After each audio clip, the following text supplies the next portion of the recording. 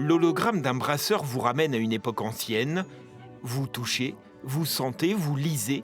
Embarquement pour un voyage dans l'histoire de la bière et des brasseries. Un voyage qui nous emmène loin dans le temps, jusqu'à l'origine de la bière, une première boisson fermentée préparée en Mésopotamie il y a 11 000 ans. La bière qui connaît aussi ses premiers textes de loi dans le Codex Hammurabi, le premier code civil dont l'original est au Louvre. À travers cette histoire qu'on raconte, c'est de donner comment la bière a accompagné l'humanité et aussi son évolution au niveau de la société. Et cette histoire, Alain Dossi la connaît bien. Fils et petit-fils de brasseur, c'est lui qui en 1986 prend les rênes de l'entreprise familiale qu'il baptise Brasserie La Choulette, une survivante des crises qui ont durement frappé la profession. 70% des brasseries étaient dans le Nord, dans les 5 départements du Nord en France.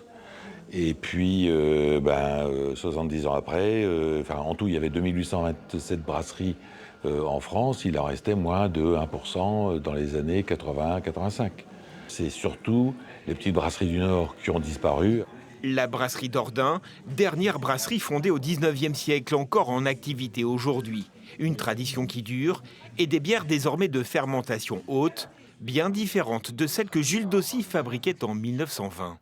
Ici, on fabrique de la petite bière. On appelle ça aussi de la bière de ménage. Alors, elle est très peu forte en alcool, seulement 0,6 à 0,8 degrés.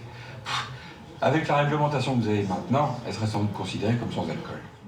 Au travers des 7 salles d'exposition, l'Historium balaie ainsi des siècles d'histoire, un parcours pédagogique, ludique et sensoriel. Ici, un atelier olfactif pour retrouver les arômes dans les bières. Celle-là, je sais pas trop.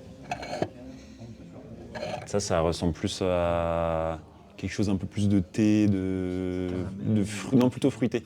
On fait agir tous les sens, à la fois l'odorat, visuellement. On va jouer aussi sur le toucher avec des petits jeux, donc c'est assez bien fait.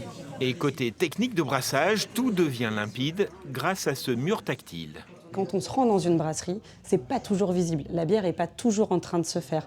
Donc qu'est-ce qu'on propose pour que les gens comprennent ce process, le voient en train de se faire?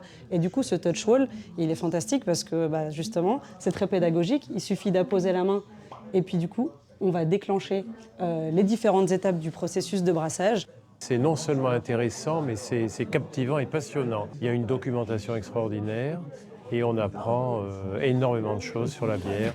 Apprendre aussi le goût, rien de tel alors pour terminer la visite qu'une petite dégustation, toujours avec modération.